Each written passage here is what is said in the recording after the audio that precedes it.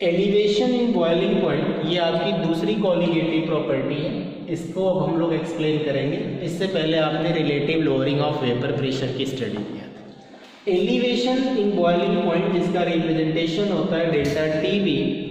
Elevation का मतलब क्या मैंने लिखा, इंक्रीज करना। इसके जस्ट पहले आपने बोला था लोअरिंग ऑफ वेपर प्रेशर, तो लोअरिंग मीन्स क्या होता है, डिक्रीज करना। इनसे आप देखें तो एक अपोजिट रिलेशन है इनका सोल्यूट से। उसमें सोल्यूट आप ऐड करते थे तो उनका वेपर प्रेशर डिक्रीज कर जाता है, इसमें आप सोल्यूट ऐड करेंगे तो इनका बॉइलिंग पॉइंट इंक्रीज कर जाता है। तो इससे एक चीज़ कंफर्म है कि सोल्यूशन का जब वेपर प्रेशर ज़्यादा होता है तो उसका बॉइलिंग पॉइंट कम होता है, और जब सोल्यूशन का बॉइलिंग पॉइंट ज़्यादा होता है तो उसका वेपर प्रेशर कम होता है। इसी को हम लोग आज कंपेयर भी करेंगे दोनों टर्म में। सबसे पहले हमें जानना है कि ये बॉइलिंग पॉइंट क्या होता है। तो ये तो आपने बोला कि ये एक फिजिकल फैक्टर है, इससे हम सोल्यूशन की क्वालिटी के बारे में बताते हैं कि वो लिक्विड प्योर है या इम्प्योर है। जैसे वाटर है, इसका बॉइलिंग पॉइंट आपको पहले से पता होता है, कितना होता है, 100 डिग्री सेंटीग्रेड। अब वाटर अगर अपने 100 डिग्री सेंटीग्रेड पे बॉयल करता है तो इसका मतलब है कि वो प्योर वाटर है। लेकिन अगर उसके बॉइलिंग पॉइंट में वेरिएशन आ रहा है, इसका मतलब कोई न कोई इम्प्योरिटी आपके वाटर में डिसॉल्व है in the form of solute. और एक बात जान लीजिए, जब किसी लिक्विड में कोई इम्प्योरिटी रहती है यानी सोल्यूट कंपोनेंट रहता है तो हमेशा उस लिक्विड का बॉइलिंग पॉइंट इंक्रीज करता है। क्या करता है, इंक्रीज करता है। जब भी लिक्विड में कोई भी नॉन वोलेटाइल या वोलेटाइल इम्प्योरिटी होती है यानी दूसरा कोई सब्सटेंस रहता है तो उसका बॉइलिंग पॉइंट हमेशा इंक्रीज करता है, और इसी वजह से इसका नाम रहता है एलिवेशन इन बॉइलिंग पॉइंट। यानी बॉइलिंग पॉइंट में हमेशा क्या होता है, एलिवेशन होता है। तो हम आपको बताने जा रहे हैं कि लिक्विड आपको बॉयल कैसे करता है और कब करता है। आपको ये पता है कि जब हम उस लिक्विड को टेम्परेचर देते हैं तो उस समय वो अपने बॉइलिंग पॉइंट की तरफ जाता है, लेकिन वो लिक्विड बॉयल कब करता है तो आप बोलते हैं अपनी बॉइलिंग पॉइंट पे करता है। इसका बॉइलिंग पॉइंट क्या है, तो मैं आपको इसको एक ग्राफ से बताऊं। ये मैंने एक ग्राफ बनाया, ये आपने पहले भी पढ़ा है कि vapour pressure is directly proportional to temperature. और दूसरी बात आप समझ लीजिए कि अगर कोई लिक्विड है और वो वेपर में चेंज होता है तो ये एक प्रोसेस होती है, generally reversible process. Liquid vapour में भी जा सकता है, वेपर आपका लिक्विड में भी आ सकता है, लेकिन अगर लिक्विड वेपर में जा रहा है तो इसको हम बोलते हैं प्लस हीट। यानी जब तक लिक्विड को आप हीट नहीं दोगे वो वेपर में नहीं जाएगा, लेकिन अगर वेपर स्टेट से आपको लिक्विड में आना है तो ये आपको देना होगा माइनस हीट, आपको हीट कम करना पड़ेगा in the form of temperature. अगर आपने लिक्विड से वेपर में जाने का सोचा तो ये प्रोसेस जो होती है इसके लिए डेल्टा एच की वैल्यू जो होती है वो हमेशा पॉजिटिव होती है, और जब वैल्यू पॉजिटिव होती है बेटा तो उस प्रोसेस को हम क्या कहते हैं, एंडोथर्मिक कहते हैं। फिर से समझिएगा, लिक्विड को वेपर में भेजने के लिए टेम्परेचर देना पड़ता है, हीट देना पड़ता है, तो इसका मतलब है कि उसने हीट लिया।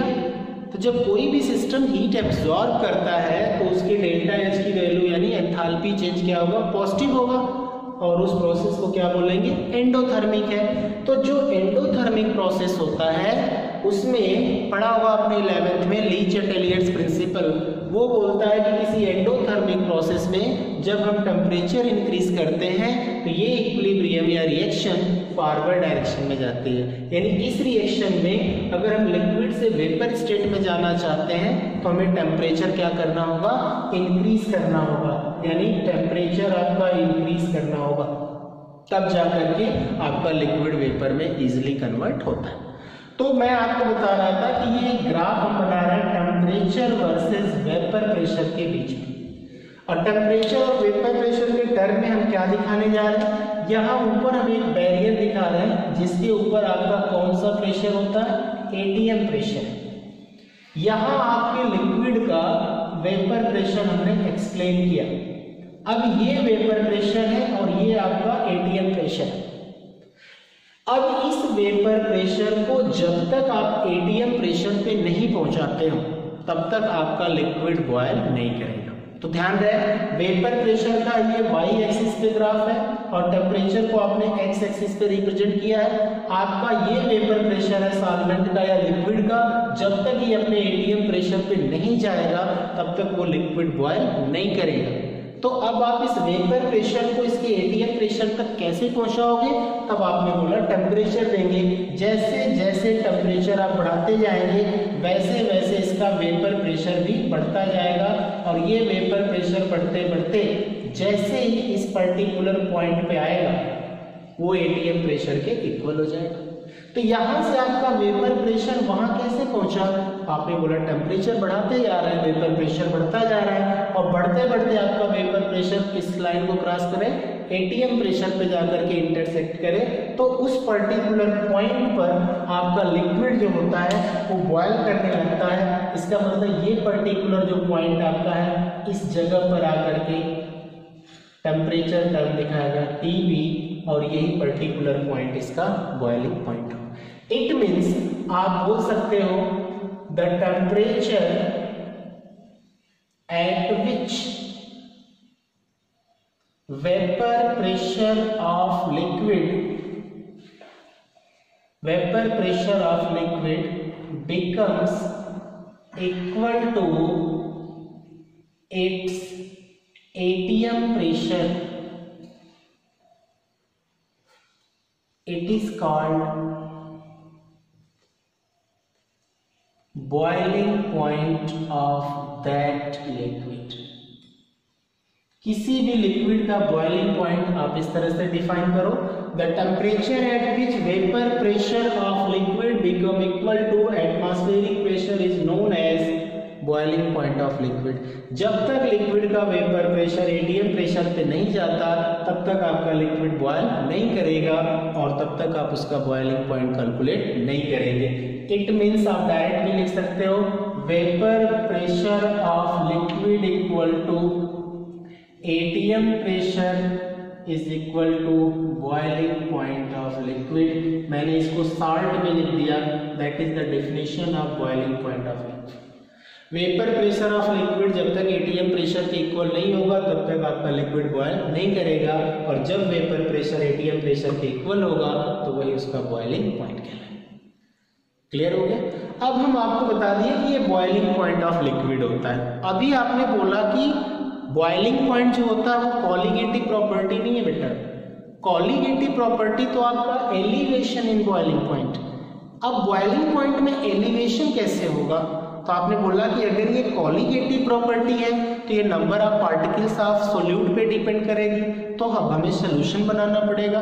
तो अब आप सोल्यूशन कैसे बनाओगे, इस नॉन वोलेटाइल सोल्यूट के डेफिनेट अमाउंट को जब सॉल्वेंट में आप डिसॉल्व करोगे तो सोल्यूशन बन जाएगा। अब सॉल्वेंट को जो आपने यूज किया है उस सॉल्वेंट का एक पर्टिकुलर टेम्परेचर होगा। नॉन वोलेटाइल सोल्यूट मिलाने के बाद उसका टेम्परेचर इंक्रीज करने लगता है और जितना ज्यादा आप नॉन वोलेटाइल सोल्यूट ऐड करते जाओगे आपके लिक्विड का टेम्परेचर उतना ज्यादा इंक्रीज करता जाएगा और उसी को बोलेंगे एलिवेशन इन बॉइलिंग पॉइंट। तो ये एलिवेशन इन बॉइलिंग पॉइंट किस पे डिपेंड करता है, कॉमन सी बात है, कॉलीगेटिव प्रॉपर्टी है तो नॉन वोलेटाइल सोल्यूट के अमाउंट पे डिपेंड करता है। तो what is elevation in boiling point, elevation in boiling point को हम अगर बोलना चाहें तो आप ये बोल सकते हैं the elevation in boiling point is defined as the defined as करके लिख दीजिए, यानी क्या, when non-volatile solute is dissolved in water, water की जगह आप कोई दूसरा सॉल्वेंट भी ले सकते हो, water, the boiling point of solution increases, it is called elevation in boiling point. क्या है elevation in boiling point? Non volatile solute को अगर आपने सॉल्वेंट में डिसॉल्व किया तो उसका बॉइलिंग पॉइंट क्या करता है? इंक्रीज करता है। इसी को कहते हैं एलिवेशन इन बॉइलिंग पॉइंट। और एलिवेशन इन बॉइलिंग पॉइंट को डिनोट कैसे करते हैं? तो it is denoted by delta T B. Delta मतलब हो गया डिफरेंस कि पहले का बॉइलिंग पॉइंट क्या है और बाद का बॉइलिंग पॉइंट क्या है, तो एलिवेशन कितना है तो वो डिफरेंस निकलेगा। टी आपका टेम्परेचर टर्म और बी आपका बॉइलिंग पॉइंट। अब आपका मैथमेटिकल टर्म क्या कहता है कि पहले आपने किस लिक्विड को लिया, तो आपने बोला सॉल्वेंट को लिया। कह रहे हैं आपको पता है उसका बॉइलिंग पॉइंट क्या है, क्योंकि सॉल्वेंट का बॉइलिंग पॉइंट पता ही नहीं रहेगा, फिर सॉल्यूशन का बॉइलिंग पॉइंट आप निकालेंगे तो फिर डिफरेंस कैसे करेंगे।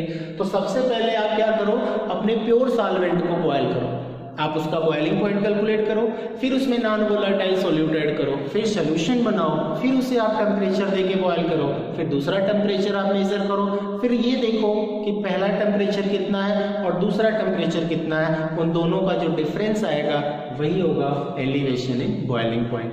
तो हमने बोला कि if T1 is the boiling point of pure solvent and T2 is the boiling point of solution। आपका T1 क्या है? Boiling point of pure solvent है और T2 क्या है? बॉइलिंग पॉइंट ऑफ सॉल्यूशन है। तब आप बोलते हो क्या? Since elevation in boiling point takes place, जब एलिवेशन होता है बॉइलिंग पॉइंट में, जब सोल्यूट मिलाते हैं, तो देयरफॉर आप कह सकते हो कि T2 is greater than T1। पहले का बॉइलिंग पॉइंट क्या था आपका? T1 था। किसका था? सॉल्वेंट का था। सोल्यूट मिलाया तो क्या बन गया? सॉल्यूशन बन गया। सॉल्यूशन का बॉइलिंग पॉइंट क्या है? T2 है। आपने बोला elevation in boiling point takes place, यानी सोल्यूट मिलाते हैं तो बॉइलिंग पॉइंट बढ़ता है, तो पिछले से बॉइलिंग पॉइंट बाद वाले का क्या होगा? ज्यादा होगा, तो T2 is greater than T1। और इस बेसिस पर आप कह सकते हो क्या कि एलिवेशन इन बॉइलिंग पॉइंट यानी delta TB is equal to T2 minus T, that is your elevation in boiling point। elevation in boiling point किस पर डिपेंड करता है? elevation in boiling point जो होता है वो डिपेंड करता है नॉन वोलेटाइल सॉल्यूट के अमाउंट पर। तो आप इस तरह से भी लिख सकते हो कि elevation in boiling point proportional to amount of NVS। मैं बार बार NVS लिख रहा हूँ, आप इसका मतलब समझ लेना, नॉन वोलेटाइल सॉल्यूट। इस पे कॉलिगेटिव प्रॉपर्टी डिपेंड करती है, क्योंकि colligative property non volatile solute पे इसलिए डिपेंड करती है कि अगर वो सॉल्यूट वोलेटाइल हो जाएगा तो वो वेपराइज हो जाएगा, तो जब सॉल्यूशन में सॉल्यूट ही नहीं रहेगा तो जो प्रॉपर्टी सॉल्यूट एक्सप्लेन कर रहा था वो प्रॉपर्टी वो एक्सप्लेन नहीं हो पाएगी। इसलिए हम जो सॉल्यूट इसमें यूज करते हैं वो कैसा सॉल्यूट होता है? आपका नॉन वोलेटाइल। तो मैंने आपको क्या बताया कि what is boiling point of liquid and what is elevation in boiling point. मैं आपको फिर से बताता हूँ, आपके लिक्विड का जब वेपर प्रेशर उसके एटीएम प्रेशर पे पहुंचता है बाय इंक्रीज इन टेम्परेचर, तब उस एटीएम प्रेशर पे जा करके वो लिक्विड बॉयल करता है और इसको हम कहते हैं elevation in boiling point, sorry boiling point of liquid. अब आप मतलब मैंने आपको लिख के दिखाया कि the temperature at which vapour pressure of liquid becomes equal to its ATM pressure, it is called boiling point of liquid. यानी आपके लिक्विड का वेपर प्रेशर जब एटीएम प्रेशर के इक्वल होता है तभी वो लिक्विड बॉयल करेगा और उसका बॉइलिंग पॉइंट कहलाता है। अब उस लिक्विड में आपको क्या मिलाना है? Non volatile solute. Non volatile solute मिलाने पर आपके लिक्विड का बॉइलिंग पॉइंट क्या करता है? इंक्रीज कर जाता है, तो इसको हम क्या बोलते हैं? Elevation in boiling point. अब आपका जो पहला लिक्विड या सॉल्वेंट था उसका बॉइलिंग पॉइंट क्या था? आपने बोला T1 था। उसमें जब आपने सोल्यूट मिलाया तो उसका बॉइलिंग पॉइंट बाद में क्या हो गया? T2 हो गया। सोल्यूट मिलाने पर बॉइलिंग पॉइंट पे क्या इफेक्ट पड़ता है? एलिवेशन होता है। तो कौन सी वैल्यू ज्यादा होगी? T2 is greater than T1। तो डिफरेंस जब करेंगे तो वही आएगा एलिवेशन इन बॉइलिंग पॉइंट, जिसे हम किस टर्म में एक्सप्लेन करते हैं? डेल्टा टीबी के टर्म। अब आप इस ग्राफ की बेसिस पर समझ सकते हैं कि कोई भी लिक्विड कैसे बॉयल करता है और कब तक बॉयल नहीं कर सकता। कब तक लिक्विड बॉयल नहीं कर सकता? जब तक उस लिक्विड का वेपर प्रेशर उसके एटीएम प्रेशर तक नहीं जाता। वो गर्म होता जाएगा, हीट एब्जॉर्ब करता जाएगा, लेकिन बॉयल वेपराइज नहीं होता। कब तक नहीं होगा? जब तक वेपर प्रेशर उसका एटीएम प्रेशर के इक्वल ना हो। किसी भी लिक्विड का वेपर प्रेशर उसके एटीएम प्रेशर के इक्वल होना चाहिए, तब जाकर के वो लिक्विड बॉयल करेगा और वही पर्टिकुलर पॉइंट उसका क्या कहलाएगा? बॉइलिंग पॉइंट कहलाएगा। अब एलिवेशन इन बॉइलिंग पॉइंट को हम ग्राफिकली भी एक्सप्लेन करेंगे, तब आपको और प्रॉपर समझ में आएगा। और इसमें थोड़ा सा और आगे क्या है ये बताते हैं। आप चाहें तो इसका स्क्रीनशॉट ले सकते हैं।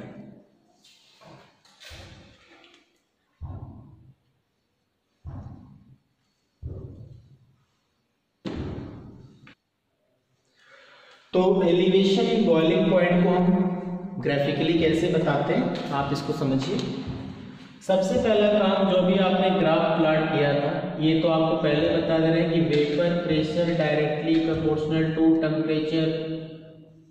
वेपर प्रेशर और टेम्परेचर के बीच का जो ग्राफ आप प्लॉट करते हो इस तरह से, तो ये आपने बोला था कि straight line passing through the origin. ये पिछले क्लास में मैंने आपको बता दिया कि जैसे जैसे आप वेपर प्रेशर देख रहे हैं इंक्रीज कर रहा है, तो कैसे कर रहा है? जब टेम्परेचर इंक्रीज कर रहा है। ओके, अब हम आपको ये बताने जा रहे हैं कि उस लिक्विड का बॉइलिंग पॉइंट हम कैसे मेजर करेंगे। तो मैं आपको अभी ग्राफ में ये दिखाता हूँ कि ये जो लाइन है वो टेम्परेचर को रिप्रेजेंट करेगा और ये जो लाइन है वो वेपर प्रेशर को। इसमें हमने दो लिक्विड लिया है, आपको भी पता होगा। पहला लिक्विड सॉल्वेंट होगा और दूसरा लिक्विड सॉल्यूशन होगा। तो सॉल्वेंट का आपको बॉइलिंग पॉइंट पहले कैलकुलेट करना होगा, फिर इसमें सोल्यूट ऐड करके फिर जो सॉल्यूशन बनाएंगे उसका बॉइलिंग पॉइंट आपको कैलकुलेट करना होगा। फिर दोनों के बॉइलिंग पॉइंट का कंपैरिजन करेंगे, तब जा करके आपको एलिवेशन इन बॉइलिंग पॉइंट पता चलेगा। अब मैंने आपको बताया था कि कब कोई लिक्विड बॉयल करता है, तो आपने अभी बताया क्या कि vapour pressure of liquid is equal to ATM pressure is equal to boiling point of liquid. ये मैंने भी आपका कॉन्सेप्ट क्लियर किया कि जब आपका लिक्विड का वेपर प्रेशर एटीएम प्रेशर के इक्वल होगा, तो सबसे पहले हम यहाँ पर एक पॉइंट लेते हैं बेटा, और ये होता है आपका सॉल्वेंट का वेपर प्रेशर। अब सॉल्वेंट का वेपर प्रेशर है और ये आपका कौन सा टर्म है? एटीएम प्रेशर है। अब आप अपने सॉल्वेंट को टेम्परेचर देते जाओगे, फिर इस सॉल्वेंट का जो वेपर प्रेशर है, सॉल्वेंट का वेपर प्रेशर इस लाइन पे यहां पर है, और वो सॉल्वेंट का वेपर प्रेशर पिछले टर्म के अकॉर्डिंग सपोज करो कि ये P है। अब इस सॉल्वेंट को आपने टेम्परेचर देना स्टार्ट किया और ये सॉल्वेंट धीरे धीरे टेम्परेचर पाने के बाद इस तरह से अपने अपवर्ड टर्म में बढ़ता जा रहा है और यहाँ जाकर के इस पर्टिकुलर पॉइंट पर वो एटीएम प्रेशर के इक्वल कर लेता है अपने वेपर प्रेशर। इस एटीएम प्रेशर के अगर वो इक्वल करता है अपने वेपर प्रेशर को, तो ये हो गया आपका क्या? Pure solvent. अच्छा, इसको मैं एक नाम और भी देते हैं, वेपर प्रेशर कर्व भी कह सकते हो बेटा। ये किसका वेपर प्रेशर कर्व है? सॉल्वेंट का। किस पर्टिकुलर पॉइंट पे ये एटीएम प्रेशर के इक्वल होता है, तो सबसे पहला काम हम इसको टेम्परेचर लाइन पे लाते हैं और बोलते हैं ये कौन सा टेम्परेचर है? T1 है। इस टेम्परेचर T1 पर क्या हो रहा है? टेम्परेचर T1 पर आपके सॉल्वेंट का वेपर प्रेशर एटीएम प्रेशर के इक्वल होता है और वही टेम्परेचर T1 आपके सॉल्वेंट का बॉइलिंग पॉइंट होता है। अब इस सॉल्वेंट में आपने क्या ऐड कर लिया? सोल्यूट ऐड कर लिया। अब वो सॉल्वेंट नहीं रह जाएगा बल्कि क्या हो जाएगा? सॉल्यूशन हो जाएगा। आपने ये पढ़ा है कि जब हम कोई लिक्विड लेते हैं उसमें हम नॉन वोलाटाइल सोल्यूट ऐड करते हैं, तो आपने बोला था वेपर प्रेशर डिक्रीजेस, और इसी को कहते थे लोअरिंग ऑफ वेपर प्रेशर। पिछले कॉन्सेप्ट में आपको याद हो बताते कि लिक्विड में नॉन वोलाटाइल सोल्यूट ऐड करेंगे तो आपका वेपर प्रेशर क्या होगा? डिक्रीज करेगा, और उसी को बोलेंगे लोअरिंग ऑफ वेपर प्रेशर। तो यहाँ पर लिक्विड में आपने नॉन वोलेटाइल सॉल्यूट ऐड किया तो इसका वेपर प्रेशर क्या होगा, डिक्रीज करेगा। मैंने पहले भी बोला था कि सॉल्वेंट में सॉल्यूट ऐड करने पर अगर वेपर प्रेशर डिक्रीज करेगा तो श्योर है उस सॉल्वेंट के कंपैरिजन में सॉल्यूशन का वेपर प्रेशर कम होगा। इसलिए ये पॉइंट जो सॉल्यूशन का है हमने सॉल्वेंट के नीचे रखा है। और ये इस पर्टिकुलर पॉइंट पर अगर आप दिखाते हो तो सपोज करो ये PS है और आपको पहले से भी पता है कि P is greater than PS होता है। तो उस सिचुएशन में आपने बता दिया कि अगर P is greater than PS है तो श्योर है सॉल्वेंट का वेपर प्रेशर ऊपर होगा और सॉल्यूशन का वेपर प्रेशर नीचे होगा। अब यहाँ से आप सॉल्यूशन को टेम्परेचर देने जा रहे हो और इस टेम्परेचर को पाने के बाद आपका जो सॉल्यूशन है वो अपने ATM प्रेशर की तरफ पहुंचता है।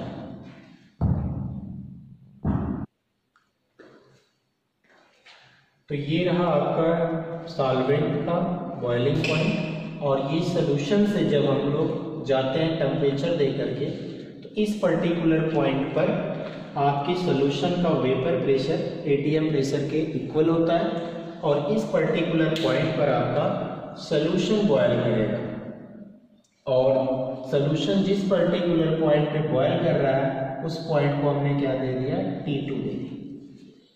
तो ये जो T1 है ये सॉल्वेंट का जब वेपर प्रेशर ATM प्रेशर पे पहुंचा तो ये लिक्विड जब बॉयल कर रहा था तो वो बॉइलिंग पॉइंट T1 है। सॉल्यूशन जब आपने लिया उसको टेम्परेचर दिया तो उसका वेपर प्रेशर इंक्रीज करते हुए जब ATM प्रेशर पे पहुंचा और उस पर्टिकुलर पॉइंट पे जब वो बॉयल करा तो वो आपके सॉल्यूशन का बॉइलिंग पॉइंट T2। तो जैसे ये प्योर सॉल्वेंट है उस तरह आप ये बोल सकते हो कि ये क्या है, सॉल्यूशन है। तो ये भी आपका वेपर प्रेशर कर्व है, ये भी क्या है, वेपर प्रेशर कर्व है। यानी ये एक वेपर प्रेशर कर्व किसका है, ये सॉल्वेंट का है और ये वेपर प्रेशर कर्व किसका है, सॉल्यूशन का है। क्यों सॉल्यूशन का वेपर प्रेशर कर्व नीचे है सॉल्वेंट से, क्योंकि सॉल्यूशन का वेपर प्रेशर सॉल्वेंट से कम होता है। P is greater than PS। अब आपको इन दोनों टेम्परेचर का क्या दिख रहा है, डिफरेंस दिख रहा है और इसी डिफरेंस को हम बोलते हैं डेल्टा टीवी। और डेल्टा टीवी क्या है बेटा, elevation in boiling point. Elevation in boiling point किस पर डिपेंड करता है, तो आपने बोला delta TV is equal to T2 minus T। इतना क्लियर हो गया। तो इस तरह से ग्राफिकली हम निकाल सकते हैं एलिवेशन इन बॉइलिंग पॉइंट। और एक बात मैं इसमें आपको एक्सप्लेन करना चाहूँगा कि ये जो आपका एलिवेशन इन बॉइलिंग पॉइंट है और वो जो पिछला केस था लोअरिंग ऑफ वेपर प्रेशर, ये दोनों अपोजिट क्यों होते हैं। तो आपको मैंने ये बताया, अभी जरा ध्यान से देखिएगा, एक हिंट मैं आपको करता हूँ। P जो है वो वेपर प्रेशर किसका है, सॉल्वेंट का है। PS क्या है, वेपर प्रेशर किसका है, सॉल्यूशन का है। ध्यान से देखें तो P पर जो आपका सॉल्वेंट है वो T1 है, ठीक दिखा रहा है क्या, बॉइलिंग पॉइंट। और PS कर्व के अकॉर्डिंग आपका बॉइलिंग पॉइंट क्या दिख रहा है ग्राफ में, T2। और यहाँ आपको पता है कि since P is greater than PS और यहाँ पर आप दिखा रहे हो since T2 is greater than T1। P is greater than PS and T2 is greater than P जिसका ज्यादा है P, और उस कंडीशन में यहाँ पर देखिए आप T2 ज्यादा है। T2 किसके लिए, T2 आपके सॉल्यूशन के लिए कंडीशन है। T2 जो है वो बॉइलिंग पॉइंट किसका है, सॉल्यूशन का है। और PS क्या है, वेपर प्रेशर सॉल्यूशन का। तो यहाँ सॉल्यूशन का वेपर प्रेशर कम है और यहाँ सॉल्यूशन का बॉइलिंग पॉइंट ज्यादा है। तो वेपर प्रेशर और बॉइलिंग पॉइंट का टर्म क्या है, एक दूसरे के इनवर्सली प्रोपोर्शनल। क्लियर हो गया। तो इस बेसिस पर आप बता सकते हो कि जिस लिक्विड का बॉइलिंग पॉइंट ज्यादा होता है उस लिक्विड का वेपर प्रेशर कम होता है। और दो लिक्विड का अगर कंपैरिजन किया जाता है वेपर प्रेशर का, तो जिसका वेपर प्रेशर ज्यादा होता है उसको ऊपर लिखते हैं और जिसका वेपर प्रेशर कम होता है उसको नीचे लिखते हैं। तो इस ग्राफ से हमने क्या देखा, एलिवेशन इन बॉइलिंग पॉइंट। अब ये जो आपका एलिवेशन इन बॉइलिंग पॉइंट है, दिस वैल्यू यानी delta TV is directly proportional to small M. ये स्मॉल एम क्या है? मोलैलिटी ऑफ सॉल्यूशन है। क्या है? Molality of solution. अब आप कहेंगे सॉल्यूशन को एक्सप्लेन करने के लिए तो बहुत सारी यूनिट्स थी, तो हमने मोलैलिटी पे ही क्यों एलिवेशन इन बॉइलिंग पॉइंट को एक्सप्लेन किया? तो मैंने आपको बताया था कंसंट्रेशन ऑफ सॉल्यूशन में मोलैलिटी जो होता है वो मास पे डिपेंड करता है। अब मोलैरिटी नॉर्मेलिटी जो होता है वो वॉल्यूम पे डिपेंड करता है। तो वॉल्यूम जो होता है वो टेम्परेचर डिपेंडेंट होता है। जैसे जैसे टेम्परेचर में वेरिएशन होता है वॉल्यूम में वेरिएशन होगा, तो कॉलीगेटिव प्रॉपर्टी में वेरिएशन होगा। तो मास पे डिपेंड करता है मोलैलिटी, और टेम्परेचर का मास पे कोई इफेक्ट नहीं पड़ता, इसलिए हम मोलैलिटी के टर्म में कॉलीगेटिव प्रॉपर्टी को एक्सप्लेन करते हैं।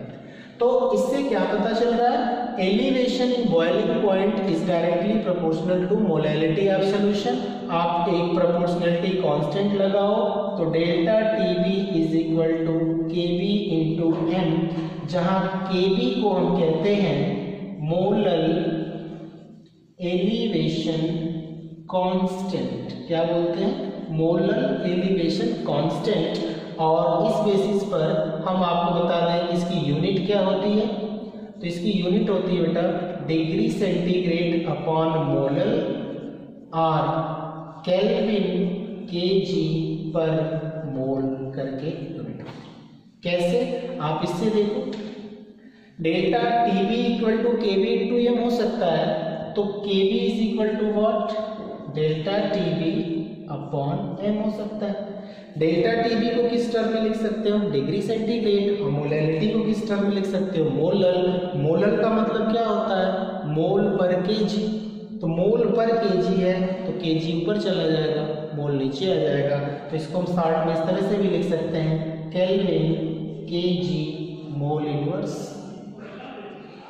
तो यहाँ पर मैंने आपको बता दिया कि the elevation in boiling point is directly proportional to molality of solution, और इस बेसिस पर आपको एक प्रोपोर्शनलिटी कांस्टेंट मिला Kb, जिसका नाम क्या है? Molar elevation constant. Modern view इसका एक दूसरा नाम भी देता है, जरा ध्यान से देखिएगा। इसको कहता है क्रायोस्कोपिक कांस्टेंट। क्या नाम होता है? Cryoscopic constant. इसका यूज आपको प्रैक्टिकल टर्म में देखने को मिलेगा, वैसे मोलर एलिवेशन कांस्टेंट। अब मैं अगर आपको ये बताऊं कि आपने सोल्यूट लिया, आपने सॉल्वेंट लिया, आपने सॉल्यूशन तैयार किया, सॉल्वेंट का बॉइलिंग पॉइंट मिला, सॉल्यूशन का बॉइलिंग पॉइंट आपको मिला, डेफिनेट अमाउंट ऑफ सोल्यूट लेते हैं, डेफिनेट अमाउंट ऑफ सॉल्वेंट लेते हैं, तो इस फार्मूले के बेसिस पर हम आपके नॉन वोलेटाइल सोल्यूट के मोलर मास का भी कैलकुलेशन कर सकते हैं। इसका मतलब ये है कि अगर हमें Kb की वैल्यू पता चल जाए और डेल्टा Tb की वैल्यू पता चल जाए तो हम उससे मोलर मास का कैलकुलेशन भी कर सकते हैं। कैसे कर सकते हैं? तो मॉलिक्यूलर मास ऑफ सोल्यूट अगर आपको कैलकुलेट करना है, जिसको आप m कहते हो इस टर्म में, तो फार्मूला इसका बनता है बेटा Kb into 1000 into small w upon delta TB into capital W. इस तरह से हम इस फार्मूले की बेसिस पर नॉन वोलेटाइल सोल्यूट के मॉलिक्यूलर मास का कैलकुलेशन भी कर सकते हैं। तो आपने बताया ये Kb तो आपका टर्म है ही है, ये 1000 आपने क्यों यूज किया था? Kg में चेंज करने के लिए। स्मॉल w क्या है? Weight of solute. Capital W क्या है? Weight of solvent. Delta Tb क्या है? Elevation in boiling point. Kb क्या है आपका? Molar elevation constant. तो अगर ये सारी वैल्यू आपको गिवन होंगी तो आप स्मॉल m का कैलकुलेशन कर सकते हैं। कभी कभी एक चीज और मैं बताता हूं कि स्मॉल m को कैलकुलेट करने का एक टर्म और भी आता है, m is equal to Kb into 100 into small w upon delta Tb into capital W।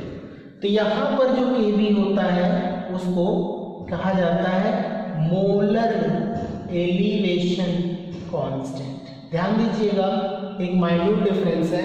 यहाँ पर आपने लिखा है Kb को मोलर एलिवेशन कांस्टेंट, और यहाँ पे मैंने क्या लिख दिया? Molar elevation constant. तो आप जहाँ पर 1000 से मल्टीप्लाई कर रहे थे, अब आप वहाँ पे क्या करेंगे, 100 से मल्टीप्लाई करेंगे। तो आपके एनसीईआरटी में ये वाला टर्म तो नहीं रहेगा, लेकिन ये वाला टर्म आपका गिवन होगा। तो मैं नॉलेज के लिए आपको बताया कि अगर मोलर एलिवेशन कांस्टेंट दे देता है या पूछता है तो आप ये मत बोलिएगा कि इसको मोलर कैसे करें। हाँ, मोलर में भी कर सकते हैं, आप 100 और 1000 का डिफरेंस देख सकते हैं, इंटू 10 कर देंगे तो मोलर हो जाए। तो इस दो फार्मूले की बेसिस पर हम क्या करते हैं, नॉन वोलेटाइल सॉल्यूट के मॉलिक्यूलर मास को कैलकुलेट करते हैं। और ये आपका ग्राफिकल रिप्रेजेंटेशन था। मैं 2 मिनट के लिए मैं आपको फिर से बताता हूँ मैंने क्या क्या इसमें बोला।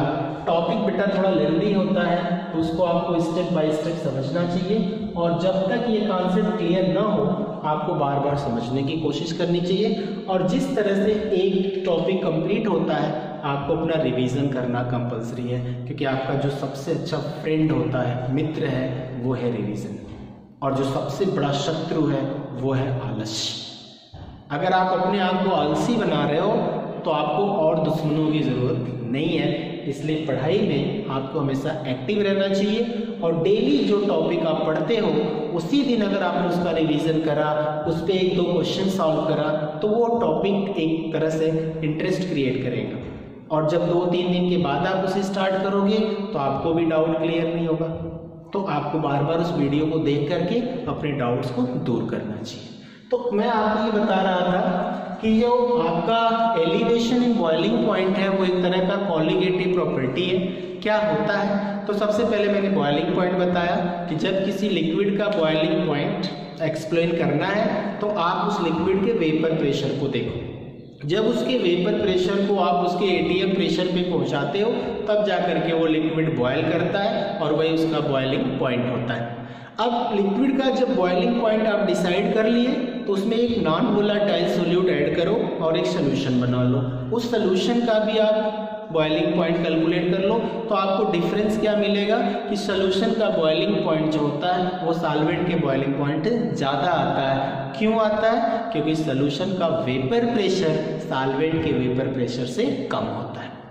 अगर आपके सॉल्वेंट का बॉइलिंग पॉइंट T1 है और सोल्यूट मिलाने के बाद जो सोल्यूशन बना उसका बॉइलिंग पॉइंट T2 है, तो आपने बोला elevation in boiling point takes place, इसलिए T2 is greater than T1। तो हम उन दोनों के डिफरेंस से डेल्टा TB यानी एलिवेशन कितना हुआ ये कैलकुलेट कर सकते हैं। और उसको आपने ग्राफिकली भी बताया कि अगर ये सॉल्वेंट का वेपर प्रेशर कर्व है, ये सोल्यूशन का वेपर प्रेशर कर्व है, तो मैंने ये भी बोला ये सॉल्वेंट का कर्व ऊपर और सोल्यूशन का नीचे क्यों है, ये वेपर प्रेशर पे डिपेंड करता है। जिसका वेपर प्रेशर ज़्यादा होगा उसको ऊपर दिखाएंगे और जिसका वेपर प्रेशर कम होगा उसको नीचे दिखाएंगे। ये दोनों वेपर प्रेशर टेम्परेचर के साथ साथ जब अपने अपने एटीएम टर्म में पहुंचते हैं, एटीएम प्रेशर पे, तब ये दोनों लिक्विड बॉयल करते हैं। तो हम जाकर के दोनों के बॉइलिंग पॉइंट कैलकुलेट करते हैं, और दोनों के बॉइलिंग पॉइंट का जब डिफरेंस करते हैं तो हम एलिवेशन इन बॉइलिंग पॉइंट पाते हैं। एलिवेशन इन बॉइलिंग पॉइंट जो होता है वो सोल्यूशन की मोलैलिटी के इक्वल होता है। सोल्यूशन की मोलैलिटी के टर्म में आप मोल पर केजी एक्सप्लेन करते हो, और यहाँ पर आपने प्रोपोर्शनलिटी कांस्टेंट लगाया जो केबी है, और इसे हम कहते हैं क्या, मोलर एलिवेशन कांस्टेंट। और इसकी यूनिट क्या होती है, केल्विन केजी पर मोल होती है। क्यों? क्योंकि आप केबी के टर्म में फार्मूला लिखे तो डेल्टा टीबी ऊपर है और मोल। इस फार्मूले की बेसिस पर अगर हमने आपको केवी की वैल्यू दे दी और डेल्टा टीवी को आपने कैलकुलेट कर लिया दोनों टेम्परेचर के डिफरेंस से, स्मॉल डब्ल्यू आपको पहले से पता होगा कि कितना आपने सोल्यूट ऐड किया है, कैपिटल डब्ल्यू आपको पहले से पता होगा कितने सॉल्वेंट में आपने ऐड किया है, तो उससे आपको क्या मिलेगा, delta TV.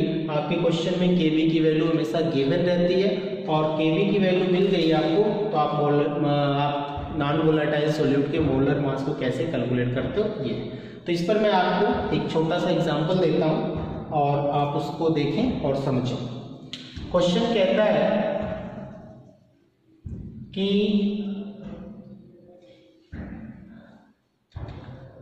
10 gram of non volatile solute is dissolved in 10 gram of non-volatile solute is dissolved in 100 gram of water. The elevation in boiling point becomes 0.25 degree centigrade. Calculate molar mass of solid, bracket में Kb is equal to आपको दिया हुआ है 1.86 kelvin kg पर मोल। आप question को जरा ध्यान से देखें। 10 ग्राम आपका नॉन वोलेटाइल सोल्यूट है, यानी इस बेसिस पर आप आंसर में अपने कह सकते हो क्या कि स्मॉल w की वैल्यू कितनी है, 10 ग्राम। कितने में डिजोल्व किया गया, 100 ग्राम ऑफ वाटर में डिजोल्व किया गया। तो वाटर आपका सॉल्वेंट है, तो कैपिटल W की वैल्यू कितनी हो गई, 100 ग्राम हो गई। हमेशा क्वेश्चन पढ़ते समय आप ध्यान दें, और जो जो वैल्यू दी है उसको पहले आप लिख सकते हैं, फिर फार्मूले में पुट करिए, फिर किसका कैलकुलेशन करना है ये आपको पता चले। स्मॉल w 10 ग्राम हो गया, कैपिटल W आपका 100 ग्राम हो गया। डायरेक्ट उसने दिया है आपको डेल्टा TB की वैल्यू 0.25 केल्विन कह लो चाहे डिग्री सेंटीग्रेड कह लो, जिसमें आंसर देना। आपको Kb की वैल्यू भी कितना दे दिया, 1.86 दे दिया। आपसे क्या कैलकुलेट करने को बोल रहा है, molecular mass of non volatile solute. आप इस फार्मूले का यूज करो बेटा।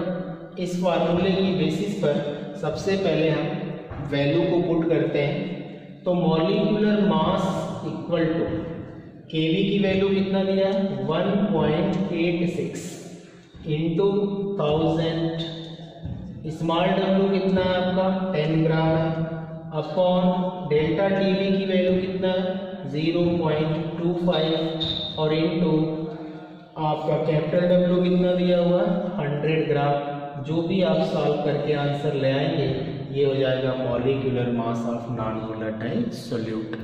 इस तरह से हम molecular mass of solute calculate करते हैं। और आपको एलिवेशन इन बॉइलिंग पॉइंट में स्पेशली जिस फार्मूले का यूज करना था वो फार्मूला आपका यहाँ पर है और एक फार्मूला आपका यहाँ पर है।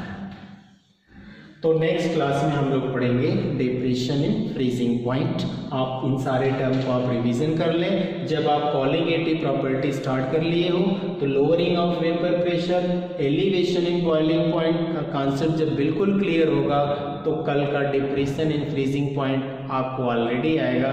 ये जितना भी एलिवेशन के टर्म में हमने स्टडी किया है इसका लगभग रिवर्स जो टर्म है, उल्टा, ये आपको डिप्रेशन में ले आएगा, क्योंकि एलिवेशन का मतलब इंक्रीज करना होता है और डिप्रेशन का मतलब डिक्रीज करना।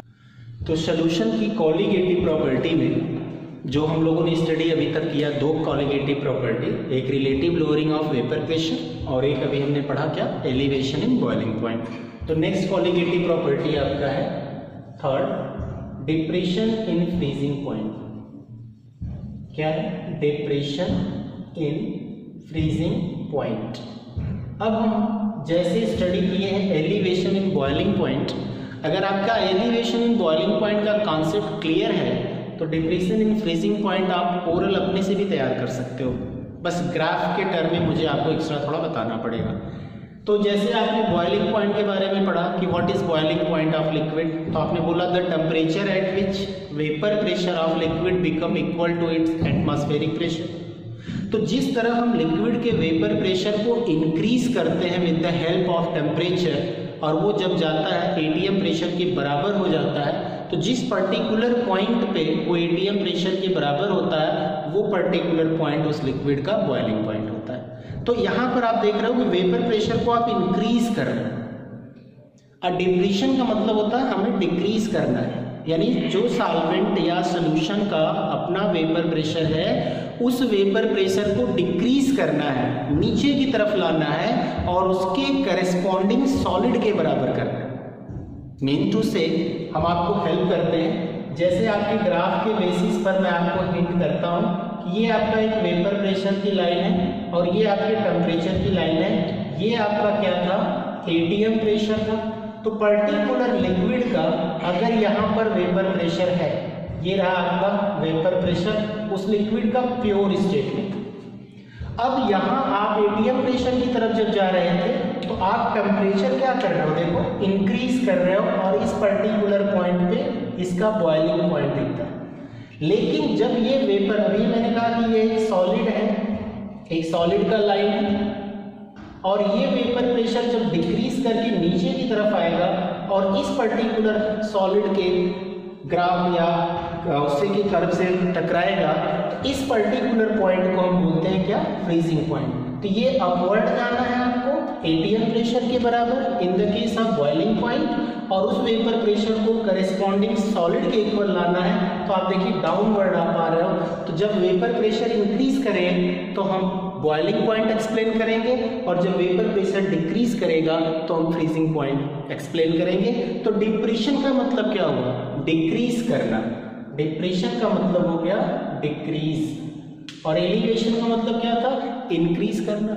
बॉइलिंग पॉइंट के लिए आप एटीएम प्रेशर के बराबर ले जा रहे थे अपने लिक्विड के वेपर प्रेशर को, और अब फ्रीजिंग पॉइंट के लिए क्या करना है, आप उस लिक्विड के वेपर प्रेशर को उसके सॉलिड के वेपर प्रेशर के बराबर करने आ रहे हैं। तो इस मींस अगर हम इन दोनों को एक साथ कोरिलेट करके देखें तो यहाँ पर जो बॉइलिंग पॉइंट का टर्म है इस टेम्परेचर पर सपोज करो तो हम इसको टीबी लिखते हैं बेटा, और यहाँ पर जो पर्टिकुलर पॉइंट आ रहा है ये भी टेम्परेचर का है, तो हम इसको लिखेंगे टीएफ।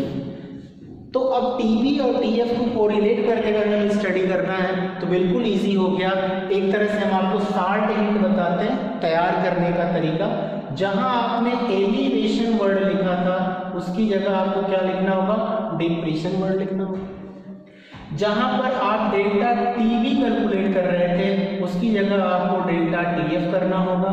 जो आपका T1 टेम्परेचर था उसकी जगह T2 हो जाएगा, और जो आपका T2 टेम्परेचर था उसकी जगह आपका T1 हो जाएगा।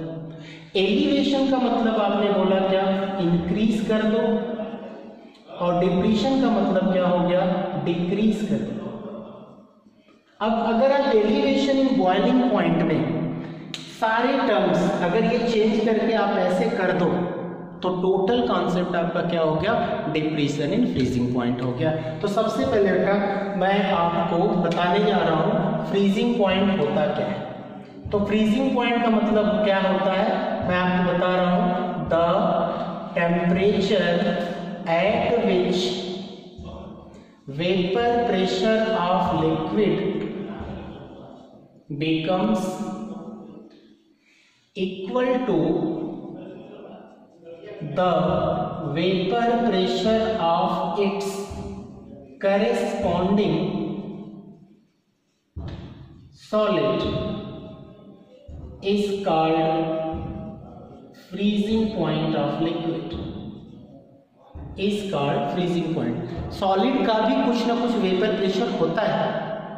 अब लिक्विड के कंपैरिजन में तो बहुत कम होता है, लेकिन जीरो नहीं होता, कुछ ना कुछ होता है। तो जब उस लिक्विड का vapour pressure of liquid become equal to vapour pressure of its corresponding solid, तब जाकर के वो लिक्विड क्रिस्टलाइन फॉर्म में आ जाता है, सॉलिडिफाई हो जाता है, और उस टेम्परेचर को हम कहते हैं फ्रीजिंग पॉइंट। तो फ्रीजिंग पॉइंट जो है वो एक सॉलिड की प्रॉपर्टी है। फ्रीजिंग पॉइंट भी बॉइलिंग पॉइंट की तरह एक फिजिकल फैक्टर होता है। Freezing point, melting point, boiling point, ये सारे क्या है, फिजिकल फैक्टर हैं जिसकी बेसिस पर हम किसी कंपोनेंट के प्योरिटी को एक्सप्लेन करते हैं। जिस तरह लिक्विड का बॉइलिंग पॉइंट उसकी प्योरिटी को बताता है, ठीक उसी तरह लिक्विड का फ्रीजिंग पॉइंट भी उसकी प्योरिटी को बताता है। किसी सॉलिड का मेल्टिंग पॉइंट भी उसकी प्योरिटी को बताता है। मैंने आपको बताया कि अगर लिक्विड में कोई इम्प्योरिटी मिलती है तो उसका बॉइलिंग पॉइंट हमेशा इंक्रीज करता है, लेकिन अगर सॉलिड में कोई इम्प्योरिटी मिलती है तो उसका जो मेल्टिंग पॉइंट है वो हमेशा डिक्रीज करता है। तो इस फिजिकल फैक्टर को हम एक्सप्लेन करते हैं। तो फ्रीजिंग पॉइंट की डेफिनेशन हो गई क्या, कि vapour pressure of liquid is equal to vapour pressure of its solid. तो उसी को हम क्या कहते हैं, फ्रीजिंग पॉइंट ऑफ लिक्विड। अब मैं आपको बताने जा रहा हूं क्या, कि when non-volatile solute is added, the freezing point of solution decreases।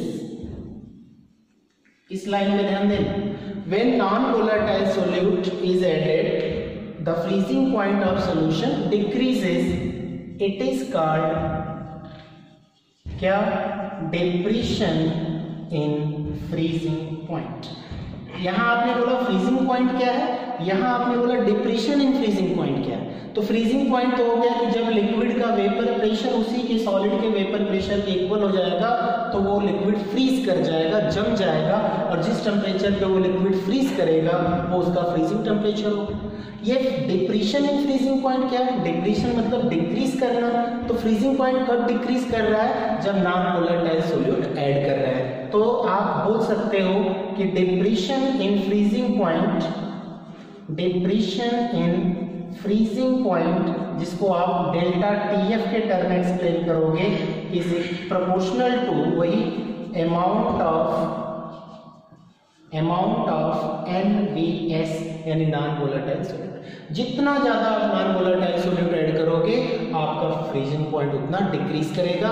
और जो भी थियरी आपने एलिवेशन इन बॉइलिंग पॉइंट में लिखी होगी, देखी है, उसमें आप ये चेंज कर दो तो आपका टोटल बॉइलिंग पॉइंट एलिवेशन किसमें चेंज हो जाएगा, डिप्रेशन इन फ्रीजिंग पॉइंट। करना क्या है, एलिवेशन वर्ड की जगह डिप्रेशन करना है, डेल्टा टीवी की जगह डेल्टा टीएफ करना है, T1 T2 होगा और T2 आपका T1 होगा, तो आपका एलिवेशन किसमें हो जाएगा, डिप्रेशन में। कैसे, जरा ध्यान से देखें कि if T1 is the freezing point of solvent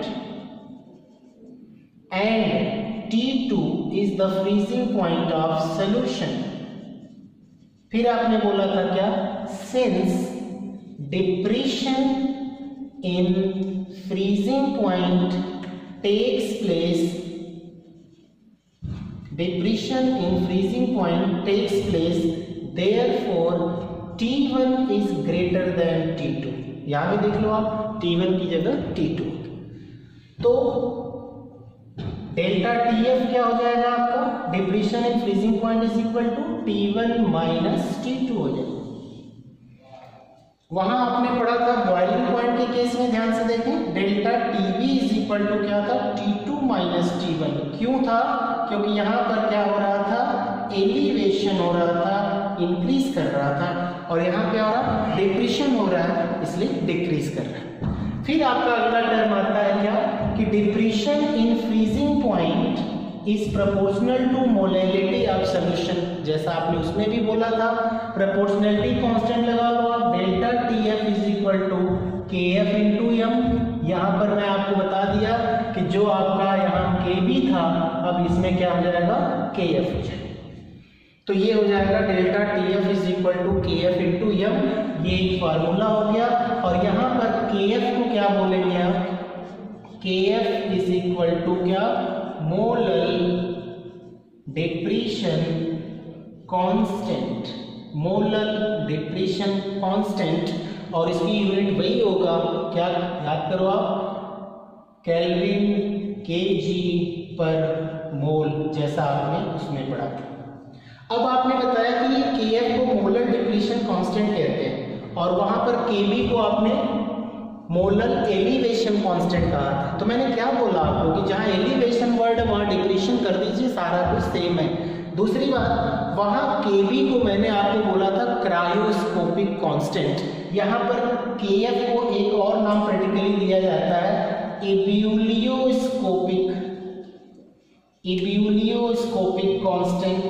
ये आपको प्रैक्टिकल टर्म में नाम आएगा, अदरवाइज इसकी कोई जरूरत नहीं है। आप केएफ को क्या बोलो, मोलर डिप्रेशन कांस्टेंट। फिर आपने बोला था कि अगर आपको if delta TF and KF is calculated, if delta TF and KF is calculated, the molecular mass of non-volatile solute in the solution can be calculated as, जो फार्मूला आपने elevation in boiling point में use किया था वही same formula आप क्या करोगे, इसमें यूज करोगे। Kb की जगह KF into 1000 into small w upon delta TF into capital W, that is the formula to calculate the value of molecular mass of non volatile solute. तो मैंने आपको बोला बेटा ये कि जो टर्म आपने पढ़ा है एलिवेशन इन बॉइलिंग पॉइंट में, सारा टॉपिक आप डिप्रेशन इन फ्रीजिंग पॉइंट में भी करेंगे। बस आपको इस ग्राफ की बेसिस पर, यह हाइपोथेटिकल ग्राफ है, मैंने आपको समझाने की कोशिश की है एक साथ बॉइलिंग पॉइंट और फ्रीजिंग पॉइंट को, क्योंकि लिक्विड ही है सॉल्वेंट जो एटीएम प्रेशर पे ले जाएगा जब अपने वेपर प्रेशर पे, तो बॉयल करेगा, वो बॉइलिंग टेम्परेचर होगा। अगर उसी का वेपर प्रेशर करेस्पॉन्डिंग सॉलिड के वेपर प्रेशर के इक्वल होगा तो वो फ्रीज करेगा, तो वो फ्रीजिंग टेम्परेचर होगा। आपको बस ये ध्यान रखना है कि जब हमें बॉइलिंग दिखाना है तो हमें एटीएम प्रेशर पे वेपर प्रेशर को ले जाना है, और जब हमें फ्रीजिंग दिखाना है तो हमें क्या करना है, सॉलिड के वेपर प्रेशर के बराबर ले आना है। और आपने बोला कि फ्रीजिंग पॉइंट क्या है, तो वेपर प्रेशर ऑफ लिक्विड जब उसके करेस्पॉन्डिंग सॉलिड के वेपर प्रेशर के इक्वल होगा तो वो लिक्विड फ्रीज कर जाएगा, वो उसका फ्रीजिंग पॉइंट हो जाएगा। तो डिप्रेशन इन फ्रीजिंग पॉइंट को मैंने कोरिलेट कराया आपको किससे, एलिवेशन इन बॉइलिंग पॉइंट से। ये मैंने इसलिए किया बेटा कि ताकि आपको जब एक टॉपिक तैयार हो तो दूसरा आप कैसे इजी वे में मेंटेन कर सकते हो, इसलिए मैंने ये टर्म लिखा था। और इस ग्राफ की बेसिस पर भी मैंने आपको बता दिया था कि ये अगर वेपर प्रेशर ऑफ सॉल्वेंट है तो जब इस वेपर प्रेशर को आप एटीएम प्रेशर पे ले जाओगे तो बॉइलिंग पॉइंट एक्सप्लेन करोगे। और ये जो कर्व है वो किसका है, लिक्विड का है, लिक्विड का। और यहाँ मैंने जो लिखा हुआ, ये जो मैंने एक डॉट दिया है, ये सिर्फ सॉलिड से रिलेटेड है। आप यहाँ पे चाहो तो सॉलिड लिख सकते हो। अब ये जो पर्टिकुलर टर्म आपको दिखाया गया ग्राफ में, ये टेम्परेचर के फॉल टर्म को दिखाता है, टेम्परेचर को भी डिक्रीज कर रहा है, वेपर प्रेशर को भी डिक्रीज कर रहा है। तो ये वेपर प्रेशर जो आपके लिक्विड या सॉल्वेंट का है, जो एटीएम प्रेशर पे जाके बॉइलिंग पॉइंट को एक्सप्लेन करता है, और इस पर्टिकुलर लाइन जो सॉलिड सॉल्वेंट आपका था उसको आके टच करता है तो फ्रीजिंग पॉइंट पे जा रहा है। तो मैं आपको इस ग्राफ से क्या बताना चाह रहा था कि जब आप बॉइलिंग पॉइंट एक्सप्लेन करोगे तो वेपर प्रेशर को इंक्रीज करते हैं, और जब आप फ्रीजिंग पॉइंट एक्सप्लेन करोगे तो वेपर प्रेशर को डिक्रीज करते हैं।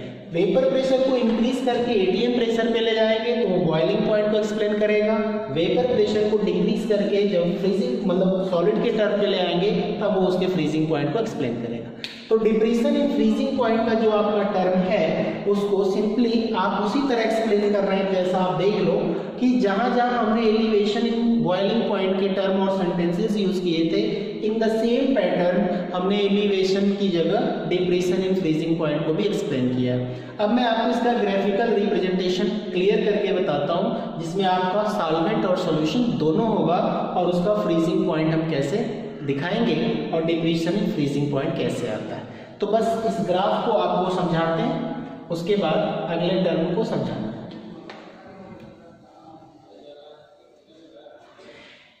तो आपका एक ग्राफ ये जो मैं बनाने जा रहा हूँ डिप्रेशन इन फ्रीजिंग पॉइंट के लिए, बिल्कुल इसी वे में आप इसको समझिए। ये वही आपका वेपर प्रेशर लाइन है और ये आपका टेम्परेचर का लाइन है। यहाँ पर आपका एक सॉलिड सॉल्वेंट है, ये रहा आपका सॉलिड सॉल्वेंट। मैं आपको इसको भी बताता हूं, ये रहा आपका सॉलिड सॉल्वेंट,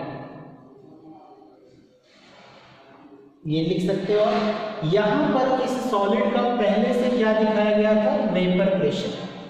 और जब आप टेम्परेचर के टर्म को देखो तो अब नीचे की तरफ अगर आप आते हो तो इसका मतलब क्या है, टेम्परेचर डिक्रीज कर रहा है, और यहाँ इस पर्टिकुलर पॉइंट पर आने पर आपका ये सॉल्वेंट बिल्कुल फ्रीज कर जाता है। तो ये जो मैंने आपको लाइन बताई, ये एक सॉल्वेंट का फ्रीजिंग टर्म जो है वो आपको एक्सप्लेन करना है। अब मैंने आपको क्या बताया कि इसके हेल्प से हमने सबसे पहले एक पर्टिकुलर पॉइंट ले लिया।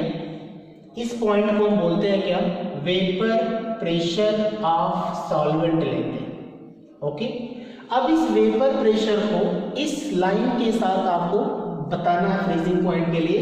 तो जब आप टेम्परेचर डिक्रीज करोगे तो ये पर्टिकुलर पॉइंट धीरे धीरे नीचे आएगा, यानी वेपर प्रेशर भी आपका डिक्रीज करेगा, और जिस पर्टिकुलर पॉइंट पर आकर के ये सॉलिड सॉल्वेंट के कर्व को टच करता है, यही आपके सॉल्वेंट का क्या हो जाएगा, फ्रीजिंग पॉइंट हो जाएगा, जिसको आप क्या बोल सकते हो, T1 कह सकते हैं।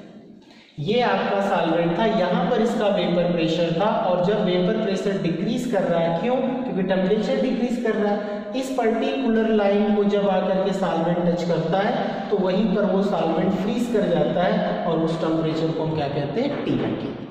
अब मैं दूसरा लेता हूँ आपका सोल्यूशन को हम नीचे दिखाते हैं। वेपर प्रेशर ऑफ सोल्यूशन अगर ये है तो इसका वेपर प्रेशर आप भी जानते हो, सॉल्वेंट से सोल्यूशन का वेपर प्रेशर कम होता है, क्योंकि सोल्यूट मिलाते हैं तो वेपर प्रेशर में लोअरिंग होती है। अब इसी तरह जब इसका टेम्परेचर आप कम करोगे तो इसका वेपर प्रेशर भी कम होगा, और जिस पर्टिकुलर पॉइंट पर जा करके यहाँ पर ये सॉलिड लाइन को टच करेगा, उस कंडीशन में आपका ये जो टेम्परेचर आएगा, इस टेम्परेचर को हम क्या बोलेंगे? T2 बोलेंगे। तो यहाँ पर आपने देखा कि वेपर प्रेशर ऑफ सॉल्वेंट था, ये पीछे आता है, और जैसे इस सॉलिड के लाइन को टच करता है, यहाँ पे सॉल्वेंट फ्रीज कर रहा है और उसका टेम्परेचर T1 है। ये वेपर प्रेशर ऑफ सॉल्यूशन था, जब इसका टेम्परेचर रिड्यूस कर रहे हो तो वेपर प्रेशर इसका भी डिक्रीज कर रहा है, और जिस पर्टिकुलर पॉइंट पे ये सॉलिड लाइन को टच कर रहा है वो उसका टेम्परेचर T2 है।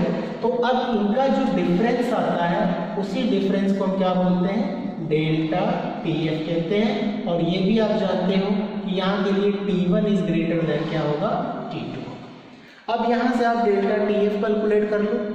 डेल्टा TF कैलकुलेट हो गया, अगर आपको KF की वैल्यू दे दिया तो इस फार्मूले की बेसिस पर हम क्या कर सकते हैं? नॉन वोलेटाइल सॉल्यूट का क्या निकालते हैं? फ्रीजिंग पॉइंट का, नॉन वोलेटाइल सॉल्यूट का मॉलिक्यूलर मास कैलकुलेट कर सकते हैं। इस फार्मूले में कोई भी एक वैल्यू अगर तुम छोड़ के बाकी सारी वैल्यू अगर देता है तो आप उस वैल्यू को कैलकुलेट कर सकते हो। इससे आप KF निकाल सकते हो, डेल्टा TF निकाल सकते हो, W निकाल सकते हो, M भी निकाल सकते हो, इवन मास ऑफ सब्सटेंस भी निकाल सकते हो। तो जो भी वो आपसे पूछेगा, इसी फार्मूले का आपको यूज करना है। और इस फार्मूले की तरह आपने पिछला भी फार्मूला लिया था, क्या? एलिवेशन इन बॉइलिंग पॉइंट में। और आपको मैं बार बार ये बता रहा हूँ कि यहाँ पर एलिवेशन को डिप्रेशन में कैसे बना सकते हैं और डिप्रेशन को एलिवेशन में। वहाँ पर आपको एक चीज़ और मैंने नया बताया था, ये जो आपका केवी था, जिसको आप मोलर एलिवेशन कांस्टेंट या क्रायोस्कोपिक कांस्टेंट कहते थे, और यहाँ पर KF को बोलते थे मोलर डिप्रेशन कांस्टेंट या एब्यूलियोस्कोपिक कांस्टेंट। तो बिल्कुल सेम वे में आप इसका भी न्यूमेरिकल वैसे ही सॉल्व करोगे जैसा आप किसमें पढ़े थे? एलिवेशन इन बॉइलिंग पॉइंट में। इसके साथ साथ अब हम आपको एक क्वेश्चन कराते हैं, तब हम अपने अगले टॉपिक में बढ़ते हैं। मैंने अभी आपको बताया कि जिस तरह से एलिवेशन इन बॉइलिंग पॉइंट का आप न्यूमेरिकल सॉल्व करोगे, 100% आप डिप्रेशन इन फ्रीजिंग पॉइंट का भी न्यूमेरिकल लगाओगे। दोनों को सॉल्व करने का एक ही तरीका होता है। तो मैं आपको एक एग्जांपल देता हूं, अब आप इसको देखिए।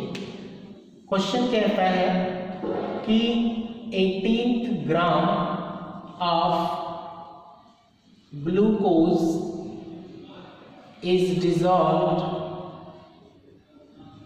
in 90 gram of benzene, 18 gram of glucose is dissolved in 90 gram of benzene. The elevation in boiling point, elevation and depression का पढ़ रहे हैं। The depression in freezing point becomes 0.80 degree centigrade. Calculate the value of KF. आपसे क्या question पूछ रहा? KF calculate करना है। अब मैं आपको बता रहा हूं, फिर से देखें। 18th gram of glucose is dissolved in 90 gram of benzene. The depression in freezing point becomes 0.80 degree centigrade. Calculate the value of KF. अब आप पहले आंसर में क्या करो, जो मैं आपको बार बार समझाता हूं कि गिवन कर लो। स्मॉल w कितना है आपका? 18 ग्राम है। कैपिटल W कितना है आपका? 90 ग्राम है। डेल्टा TF कितना आपको दे दिया है डायरेक्ट? 0.80 डिग्री सेंटीग्रेड, या केल्विन में भी दे सकता है। आप केल्विन में चेंज भी कर सकते हो। उसके बाद आपको क्या दिया, KF आपसे पूछ रहा है, KF equal to question mark.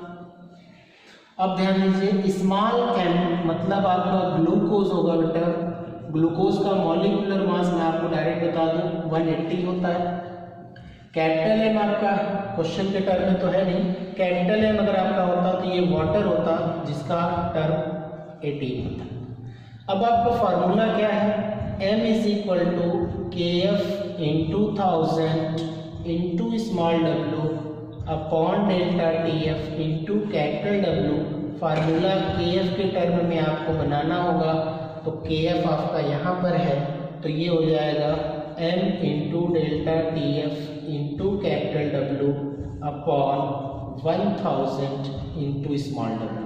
अब आप वैल्यू रखो, स्मॉल m आपका 180 दिया हुआ है, डेल्टा TF की वैल्यू 0.80 है, कैपिटल W आपका 90 ग्राम दिया हुआ है अपॉन 1000 इंटू स्मॉल w आपका 18 दिया है। अब आप इसको सॉल्व करके KF की वैल्यू केल्विन kg पर मोल में ला सकते हो या डिग्री सेंटीग्रेड पर मोलर में ला सकते हो। तो जो आपके क्वेश्चन को सॉल्व करने का सीक्वेंस है वो बिल्कुल वैसा ही है जैसा आपने एलिवेशन बॉइलिंग पॉइंट में पढ़ा था। इसके बाद अब हम लोग नेक्स्ट कॉलीगेटिव प्रॉपर्टी की स्टडी करेंगे, ऑस्मोटिक प्रेशर। उसमें ऑस्मोसिस क्या है, डिफ्यूजन क्या है, ऑस्मोसिस डिफ्यूजन में क्या डिफरेंस होता है, ऑस्मोटिक प्रेशर को डिफाइन करते हैं और उसका प्रैक्टिकल डिटर्मिनेशन कैसे करते हैं। इसके साथ साथ अब हम लोगों का एक और टॉपिक बचेगा, वाइन डॉर्फ फैक्टर। तो इन दोनों को हम नेक्स्ट क्लास में एक साथ पढ़ेंगे।